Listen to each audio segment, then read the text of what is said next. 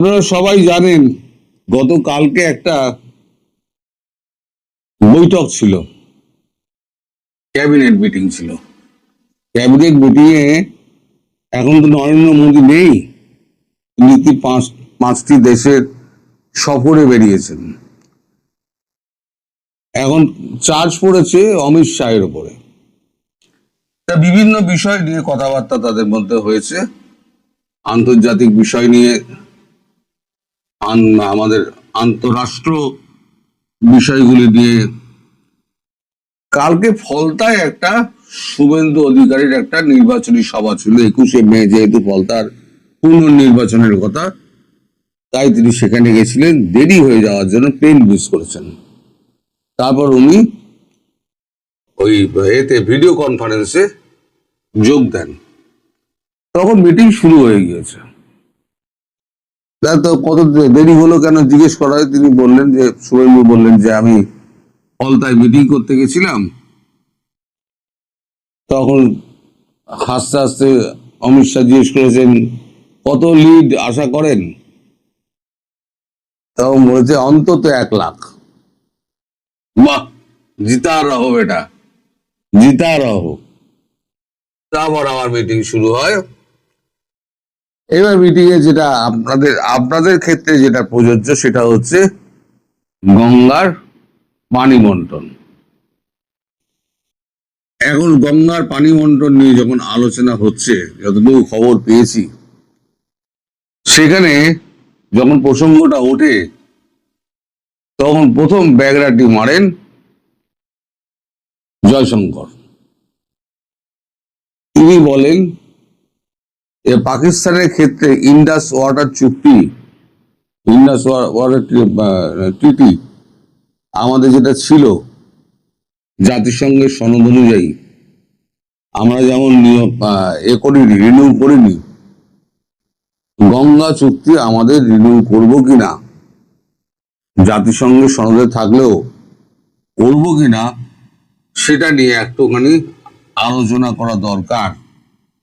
তার কারণ আমাদের ঘোষিত নীতি হচ্ছে রক্ত এবং জল দুটো একসঙ্গে বইতে পারে না। তখন রাজনাথ সিং বলেন ঠিক কথা বলেছেন, কারণ এরা পাকিস্তানের সঙ্গে যোগাযোগ করছে, টার্কির সঙ্গে যোগাযোগ করছে, চীনের সঙ্গে যোগাযোগ করছে তিস্তা প্রকল্পে নিয়ে আসার জন্য। আসুক না আসুক সে তো বড় ব্যাপার, এখন চীনের দিকে পা দেবে না, কিন্তু যাচ্ছে তো। কারণ এদের যে মনোবাসনা সেটা দেখে বোঝা যাচ্ছে যে এরা ভারতের সঙ্গে সম্পর্ক ভালো চায় না, অথচ আমরা কিন্তু ওদের সঙ্গে সম্পর্ক ভালো করতে চেয়েছিলাম। জয়শঙ্কর জি উপস্থিত আছেন, তিনি নিজেই গেছিলেন, গিয়ে তারেক রহমান বর্তমান প্রধানমন্ত্রী তার সঙ্গে কথাবার্তা বলে তার পরিবারকে শুভেচ্ছা জানিয়ে শোক বার্তা দিয়ে এসছেন। এবং আমরা আশা করেছিলাম যে ভারতের সঙ্গে সম্পর্কটা ভালো হবে, কিন্তু দেখা যাচ্ছে যে সম্পর্ক ক্রমশ খারাপ থেকে আরো খারাপ হচ্ছে। পাকিস্তানের সঙ্গে রীতিমতো দহরম মহরম। এখন সামনের মাস না কবে তার মধ্যে একটা ডেট ঠিক হলে পরে পাকিস্তানের প্রধানমন্ত্রী শাহবাজ শরীফ এবং আসিম মুনির, ফেইল্ড মাস্টার, আমরা ফিল্ড মাস্টার বলি না, ফেইল্ড মাস্টার, ফেইল্ড মাস্টার তিনি আসছেন এখানে।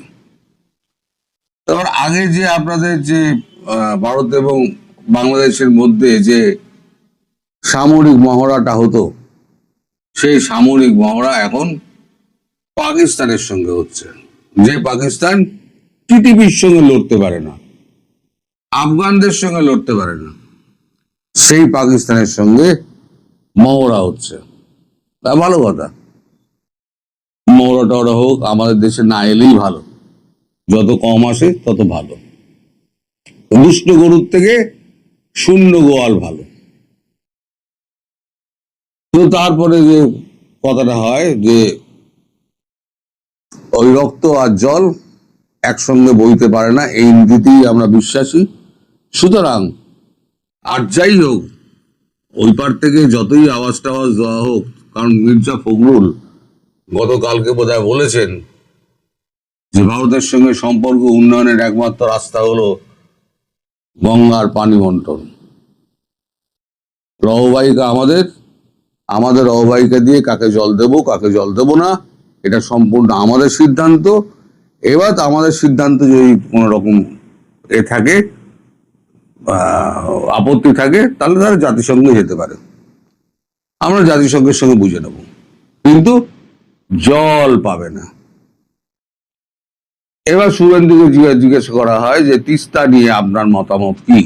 আপনি এখন বাংলার মুখ্যমন্ত্রী পশ্চিমবঙ্গের, আপনার মতামত কি? তখন শুভেন্দু বলেন যে তিস্তা দিয়ে জল যদি আমরা দিয়ে দিই তাহলে পরে আমাদের দক্ষিণবঙ্গ কিন্তু শুকিয়ে যাবে। আর একেই গঙ্গার জল আমাদের কমিয়ে দেওয়াতে আমাদের এই প্রিন্সেপ ঘাটে, যেটা কলকাতায় যে প্রিন্সেপ ঘাট, সেখানে গঙ্গার জলের স্তর অনেক নেমে গেছে। আগে এখানে জাহাজ ঢুকতে পারত, মাল এখানেই খালাস হতো, কিন্তু এখন এখানে জাহাজ কেন, বড় লঞ্চও ঢুকতে যায় সমস্যা হয়। ফলে গঙ্গা চুক্তি যদি না হয় আর গঙ্গার জল যদি আমরা পুরোটা পাই, তাহলে আমাদের মানে গঙ্গার গতিপথটা অনেকটা ঠিক হয়ে যাবে। এবং গঙ্গা অ্যাকশন প্ল্যানের যে টাকা বরাদ্দের টাকাটা বাকিটা আটকে রেখে দিয়েছে, কারণ প্রথম বরাদ্দের টাকাটা দেওয়া হয়েছিল, সেই টাকাটা মমতা ব্যানার্জি ওই গাছপালা লাগিয়ে সমস্ত সৌন্দর্যায়নের ক্ষেত্রে কাজে লাগিয়েছেন। গঙ্গার পলি মাটি তোলা হয়নি, গঙ্গার কোনো কাজই হয়নি। সে টাকাটা পুরো অর্ধেক পকেটে গেছে, আর অর্ধেক হচ্ছে গাছগাছালি পোতা হয়েছে।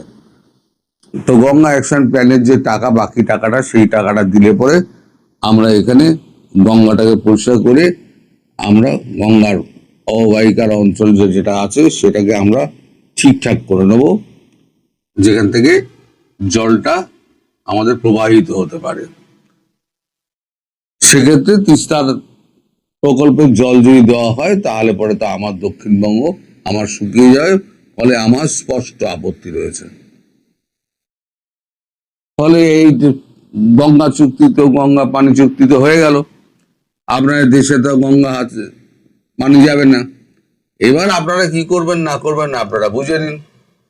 আপনারা কতদূর আপনারা লড়বেন, আপনারা বোমা ফেলবেন নাকি মিসাইল ফেলবেন?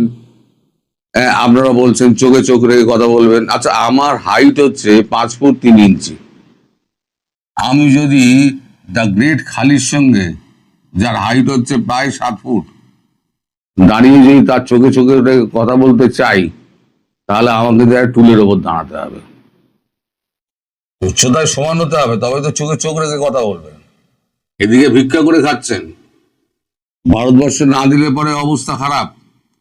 তারপর আবার ভারতবর্ষের সুসম্পর্ক করার জন্য আপনারা আবার ধমকও দেবেন, আবার শত্রুর সঙ্গে গলা মেলামেলি করবেন। সব তো একসঙ্গে হতে পারে না।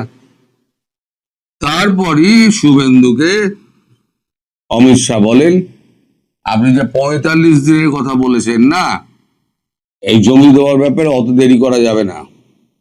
30 দিনের মধ্যে জমি করতে হবে। আর আমি বিএসএফ কে বলে দিচ্ছি 15 দিনের মধ্যে কাঁটাতারের বেড়া কমপ্লিট করতে হবে, আর 15 দিনের মধ্যে ইলেকট্রিফিকেশন কমপ্লিট করতে হবে। তার মানে 2 মাস, 1 মাসের মধ্যে জমি, 15 দিনের মধ্যে বেড়া, আর 15 দিনের মধ্যে ইলেকট্রিফিকেশন। বললাম না, ইলেকট্রিক্যাল হবে, বর্ডার ফেন্সিং হবে। তো এই 3টে একসঙ্গে আপনার হয়ে যাচ্ছে, তার মানে বর্ডারও তাড়াতাড়ি বসে যাচ্ছে, border fencing, electrical border fencing হচ্ছে, আর গঙ্গার পানি আর আপনারা পাবেন না। এই খবর একেবারে কনফার্ম খবর, ঘোড়ার মুখের খবর। আমি বলে দিলাম, মিলিয়ে নেবেন, ঘোড়ার মুখের খবর। এইবার যদি আপনারা ভালো সম্পর্ক করতে চান, প্রথমে সম্পর্ক করে দেখান, তাহলে একটা ওই চুক্তি ফুক্তি করে সামান্য কিছু হয়তো আপনারা পেলেও পেতে পারেন। আগে আপনাদেরকে দেখাতে হবে যে আপনারা ভারতবর্ষের সঙ্গে আপনারা সহযোগিতা করতে চান। প্রমাণ করার দায়িত্ব আপনাদের, আপনারা প্রমাণ করুন। আপনারা যদি প্রমাণ করতে পারেন তাহলে পরে গঙ্গার জলের ভাগ পাবেন। আর যদি প্রমাণ করতে না পারেন তাহলে ক্রস হয়ে গেল। এবার আপনারা বুঝে নিন। আর ধীরে ধীরে আরো কি কি বন্ধ হবে, আমি বলেছি না, আরো কি কি বন্ধ হবে সেগুলো লক্ষ্য রাখতে থাকুন। বর্ডার ফেন্সিংটা হয়ে যাক, তারপরে খেলা দেখবেন। ডুবে ডুবে জল খায় সবাই, মনে করে শিবের বাবাও টের পাবে না। চোখে চোখ রেখে কথা কি করে বলেন আমরা দেখে নেব। সবাই ভালো থাকবেন, সুস্থ। আমার আজকের যে শিরোনামটি, এটি দেখে আপনাদের অনেকেরই নতুন কিছু মনে হবে না, কিন্তু এর ভিতরে নতুনত্ব আছে। শিরোনামটি হচ্ছে তারেক রহমান কেন পাকিস্তানমুখী, বিএনপি কেন পাকিস্তানমুখী, পাকিস্তানের ভেতরে তারা কি মধু পেয়েছে, কি জাদু পেয়েছে, যার কারণে তাদের চুম্বকের মতো গুড়ি গুড়ি মুখটা পাকিস্তানের দিকে চলে যায়। কেন চলে যায়, এই বিষয়টা কিন্তু খুবই গুরুত্বপূর্ণ একটা প্রশ্ন। এটা যারা বাংলাদেশকে ভালোবাসেন, যারা বাংলাদেশকে ধর্ম বর্ণ নির্বিশেষে সকল বাঙালির দেশ বলে মনে করেন, যারা এই বাংলাদেশের 1971 সালে মহান মুক্তি সংগ্রামের ভিত্তিতে একটি দেশ স্বাধীন হয়েছে সেই কনসেপ্টে বিশ্বাস করেন, যারা বিশ্বাস করেন এই ভূখণ্ডে লক্ষ লক্ষ মানুষ জীবন দিয়েছে, অসংখ্য নারী তার সম্ভ্রম দিয়েছে, কোটি মানুষ দেশ থেকে বিতাড়িত হয়ে প্রতিবেশী রাষ্ট্রে আশ্রয় নিয়েছে জীবন বাঁচানোর তাগিদে, যারা বিশ্বাস করেন 26শে মার্চের কালো রাত্রিতে Dhaka cantonment, EPR police line, রাজারবাগে, ঢাকা বিশ্ববিদ্যালয়, জগন্নাথ হলে, ইকবাল হলে নির্বিচারে আমাদের এই বাংলার সন্তানদেরকে হত্যা করেছে পাকিস্তানি জান্তা, তাদের কাছে এই বিষয়গুলি কিন্তু খুব গুরুত্বপূর্ণ। এটি একটি ইস্যু।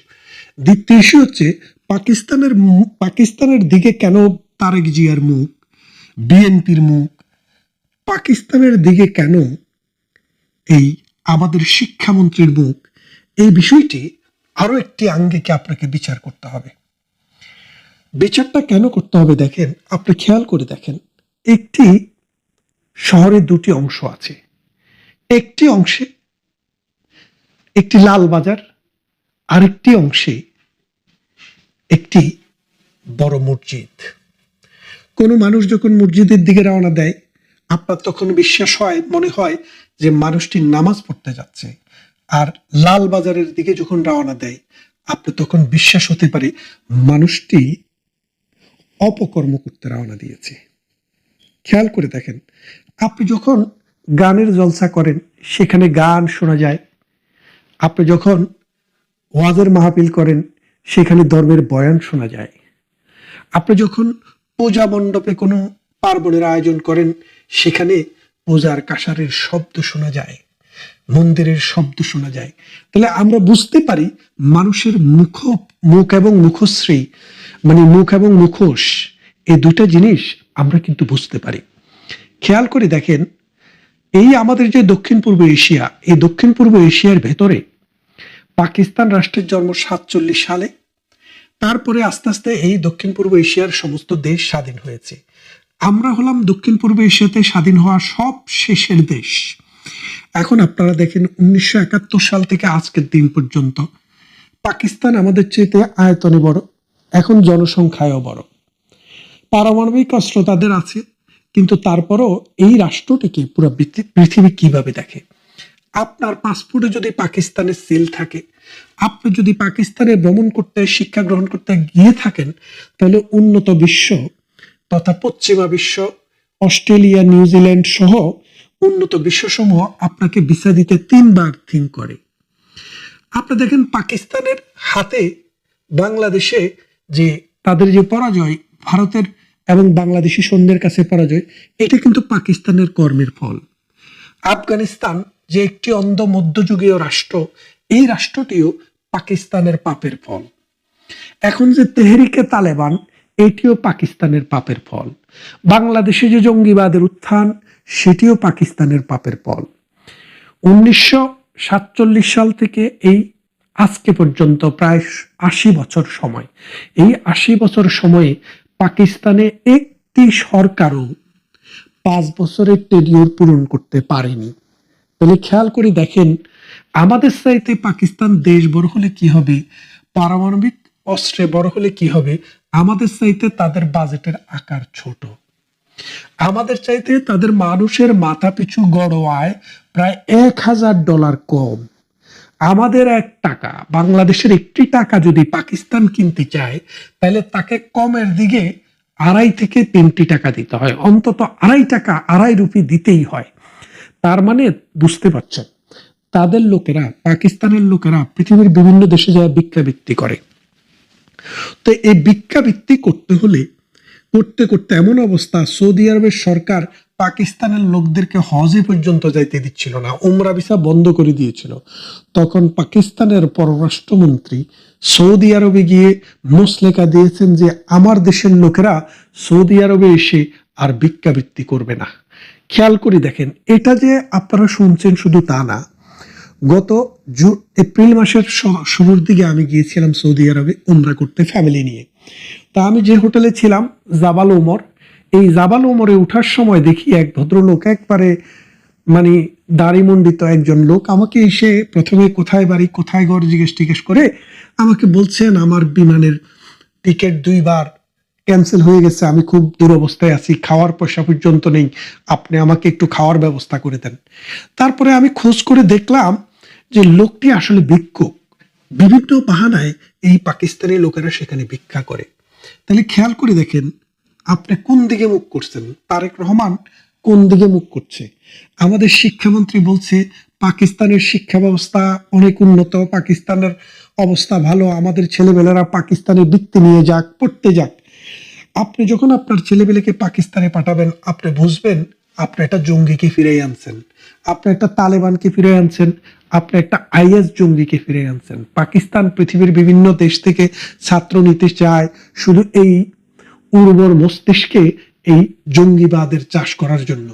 তার দেশ তো সে ধ্বংস করেছেই, এখন সে প্রতিবেশী আর যারা যারা আছে তাদেরকেও ধ্বংস করতে চায়। এই আফগানিস্তান, এই হেরাত, কান্দাহার, কাবুল, এটাকে ধ্বংস করেছে এই পাকিস্তান। এখন আমাদের তারেক রহমান সাহেব কেন পাকিস্তানের সাথে পিআই এর ফ্লাইট চালু করতে চান, পাকিস্তানের সাথে বাণিজ্য উন্নয়ন করতে চান, পাকিস্তানের কূটনীতিদেরকে ঘন ঘন বাংলাদেশে দাওয়াত দিতে চান? এর কারণটা কোথায় একটু খুঁজে দেখবেন। এর কারণটা হচ্ছে ভারত বিরোধিতা। তো ভারত বিরোধিতা করে আপনি কি করবেন? ভারত তো নিজেরা বলছে আমরা কাঁটা তারের বেড়া দিয়ে দিব, আপনার সাথে আমার সম্পর্ক থাকা দরকার নেই। এখন ভারতের সাথে বাংলাদেশের সম্পর্কটা থাকা দরকার আছে কিনা খেয়াল করে দেখেন। ভারতের বাংলাদেশের মাঝখানে কাঁটা তারের বেড়া থাকবে। আপনি খেয়াল করে দেখেন যে পাকিস্তান থেকে বাংলাদেশের দূরত্ব 1200 মাইল, প্রায় 1800 কিলোমিটার, প্রায় 2000 কিলোমিটার। এই 2000 কিলোমিটার দূরত্বে মাঝখানে ভারত, আর এই পারে বাংলাদেশ, ওই পারে পাকিস্তান। আমাদের 54টি নদী, বাংলাদেশ নদীমাতৃক দেশ। আমাদের যে সুজলা সুফলা শস্য শ্যামলা এই ফসলের মাঠ, এই দিগান্ত বিস্তৃত খোলা প্রান্তর, এখানে এই শস্য শ্যামলার মূল কারণ হচ্ছে আমাদের নদীর পানি। এই বাংলাদেশ নদীমাতৃক দেশ হওয়ার কারণে এখানে প্রচুর ধান উৎপাদন হয়। আর আমাদের খাদ্য অভ্যাসে বাঙালি মাছে ভাতে বাঙালি, মাছ আসে পানি থেকে আর ভাত আসে ফসল থেকে। এই মাছ এবং ভাতের উৎপত্তি স্থল হচ্ছে নদী, এই নদীর পানি। তাই বাংলাদেশকে বলা হয় নদী মাতৃক দেশ। নদী মাতৃক মানে হচ্ছে এই দেশের মা হচ্ছে নদী। আর এই দেশের মা যদি নদী হয়, তাহলে নদীগুলোর মা কোথায়? নদীরও তো মা থাকে। এই নদীর মা হচ্ছে ভারত। কারণ আমাদের বাংলাদেশের চারপাশ দিয়ে যে নদীগুলো ভারতের ভূখণ্ড থেকে এসছে, 54টি নদী, পদ্মা, মেঘনা, যমুনা, তিস্তা, এই সব নদী, কুশিয়ারা, মহানন্দা, যত নদী বলেন সব নদী ভারত থেকে এসছে। এই 54টি নদীর উজানে ভারত আর বাটিতে আবার বাংলাদেশ। আপনি যত ইচ্ছেই করেন, যত চেষ্টাই করেন, এই পানিকে বাদ দিয়ে বাংলাদেশকে কল্পনা করার মতো সেই রকম শিল্পোন্নত আপনি এখনো হতে পারেননি। আপনি পদ্মা ব্যারেজ করবেন, করেন, এই ব্যারেজ করেই তো বাংলাদেশকে রক্ষা করা যাবে না। এই বাংলাদেশের জন্য পানি দরকার, নদীর পানি। সেই নদী যদি শুকিয়ে যায়, খেয়াল করে দেখেন ভারত প্রতিদিন কিন্তু অর্থনৈতিকভাবে সমৃদ্ধ হচ্ছে, আর মিঠা পানির বহুমাত্রিক ব্যবহার মানুষ বৈজ্ঞানিক কারণে আয়ত্ত করছে, যার কারণে ভারত এখন চাইলে তার এই নদীর পানি বিভিন্নভাবে ব্যবহার উপযোগী করতে পারে। আর সেই কারণে বাংলাদেশে বাটি অঞ্চল মরুময় হয়ে যেতে বাধ্য। এখন আপনি বাংলাদেশকে যদি পানি ভারত না দেয়, তাহলে আপনি কি করতে পারবেন? আপনার দুইটা উপায় আছে। একটা উপায় আছে ভারতের সাথে আপনি যুদ্ধ করে পানি নিয়ে আসবেন। আরেকটা উপায় হচ্ছে ভারতকে আন্তর্জাতিক আদালতে নিয়ে যাবেন। কিন্তু আন্তর্জাতিক আদালতে আপনি ভারতকে নিতে পারবেন না। কেন পারবেন না? আন্তর্জাতিক একটি নদী, মানে convention on of river convention, মানে নদীমাতৃক এই দেশের যে নদীগুলো, এই নদীগুলোর সাথে একটা কনভেনশনের যোগ রয়েছে, নদী কনভেনশন। এই নদী কনভেনশনটি এইভাবে কাজ করে আন্তর্জাতিক আদালতে, যদি দুটি দেশ সিগনেটরি রাষ্ট্র হয়, তাহলে একটি দেশের বিরুদ্ধে আরেকটি দেশ অভিযোগ আনলে আন্তর্জাতিক আদালত সেটার বিচার করতে পারে।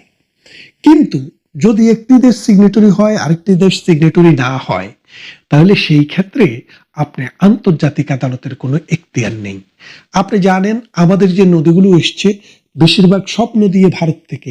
কিছু নদী যদিও চায়নাতে জন্ম, কিন্তু জন্ম হয়ে ভারতের উপর দিয়ে প্রবাহিত হয়ে এই বাংলাদেশে ঢুকেছে। সুতরাং ভারত এবং চায়না এই দুটি রাষ্ট্রের কোনোটি সিগনেটরি রাষ্ট্র নয়।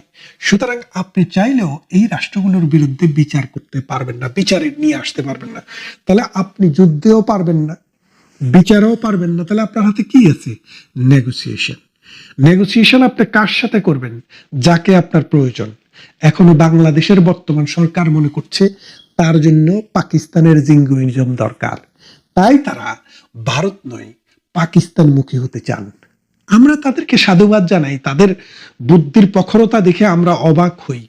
তারা যদি এই দেশটিকে আবারও পাকিস্তানের অঙ্গরাজ্য করে বাংলাদেশের মুদ্রার ডিভ্যালুয়েশন করে পাকিস্তানের সমান হয়ে যেতে চান, আমাদের কোনো আপত্তি নেই। কিন্তু একটা কথা মনে রাখবেন, যে শিশুরা, যে তরুণরা পাকিস্তানে পড়তে যাবে, তারা শুধু ডাক্তার ইঞ্জিনিয়ার হয়ে ফিরে আসবে না, জঙ্গিবাদের একটা আদার হয়ে ফিরে আসবে। এটা অতীতেও দেখা গেছে। আপনি জানেন মতিউর রহমান নিজামীর একটা ছেলে কিন্তু পাকিস্তান থেকে ডাক্তার হয়ে এসছে। আপনি জামাতের নেতাদের খোঁজ খবর নিয়ে দেখেন, তাদের অনেকের ছেলেই পাকিস্তান থেকে পড়াশোনা এখনো করে। এর কারণটা কি? কারণ হচ্ছে তাদের পাকিস্তান প্রীতি, তাদের এই জিঙ্গুইজম প্রীতি, তাদের মৌলবাদী উৎপাদনের প্রীতি। তাই এই সরকার পাকিস্তানের কাছ থেকে কি পাবে জানেন? কি দিবে? আমাদেরকে পানি দেওয়ার তাদের সামর্থ্য নেই। তাদের বিমানের অবস্থা খুবই খারাপ, বিমান দেওয়ারও কোনো সামর্থ্য নেই।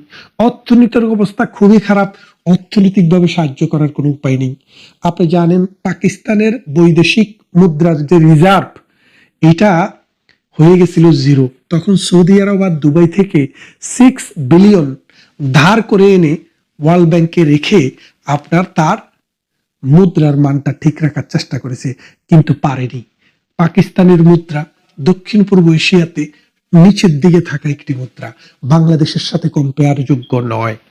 তাহলে খেয়াল করে দেখেন, আমরা অন্ধকার থেকে আলোর দিকে যাচ্ছি না আলো থেকে অন্ধকারের দিকে যাচ্ছি? তারেক রহমানের বিদ্যা, বুদ্ধি, শিক্ষা, জ্ঞান, গরিমা সবকিছু আমাদেরকে কোথায় নিয়ে যাচ্ছে? প্রতিদিন বাংলাদেশের মাথাপিছু আয় কমছে, প্রতিদিন বাংলাদেশে হাহাকার বাড়ছে, বেকার সমস্যা বাড়ছে। আমাদের দেশে যে নদীগুলো আছে, সেই নদীগুলোর নাব্যতাই আমরা রক্ষা করতে পারিনি। আপনি এখন খাল কাটবেন, খাল কেটে আপনি কুমির আনুন, সেই কুমির আমাকে বা আপনাকে একজনকে তো খাবে। খাল কেটে কুমির আনার প্রবাদটি কিন্তু নতুন নয়। তাই বলছি, এই যে বাংলাদেশ, এই বাংলাদেশটি আলো থেকে অন্ধকারের দিকে যাচ্ছে। অথচ গত 1 দশকে বাংলাদেশের অর্থনৈতিক প্রবৃদ্ধি দেখে পৃথিবীর মানুষ ঈর্ষান্বিত হয়েছে যে 6.5 গড়ে গত 10 বছর আমাদের অর্থনৈতিক সূচক ছিল। যদি করোনা ভাইরাস না হতো তাহলে সেটা 7.5 হতে পারত। পদ্মা সেতুর মতো এত বড় মাইটি প্রজেক্ট আমরা সফলভাবে সম্পন্ন করেছি। ঢাকা চিটাগং 8 লেনে আমরা উন্নত করেছি, যে পদ্মা সেতু, মেঘনা এবং দাউদকান্দি সেতু একটি করতেই বছরের পর বছর লেগে গেছে, বাংলাদেশের মানুষ জানেও না, সেটাকে ডবল করা হয়ে গেছে। অর্থাৎ একটি যাওয়ার জন্য আরেকটি আসার জন্য। প্রথমে একটি দিয়ে যাওয়া আসা হতো, শেখ হাসিনার যুগে সেটি 2টি করে হয়ে গেছে। আজকের বাংলাদেশে শিশুদের জীবনের কোনো নিরাপত্তা নেই, নিরাপত্তা নেই নারীর জীবনের, নিরাপত্তা নেই তরুণের চাকরির। আপনি দেখেন, বাংলাদেশকে অন্ধকার থেকে যদি আলোর দিকে না আনতে পারেন, তাহলে আলো থেকে আরো অন্ধকারের দিকে নিয়ে যাওয়াটা এই দেশ, এই জাতি, এই মানুষের জন্য লজ্জার এবং অপমানের। ভালো থাকবেন।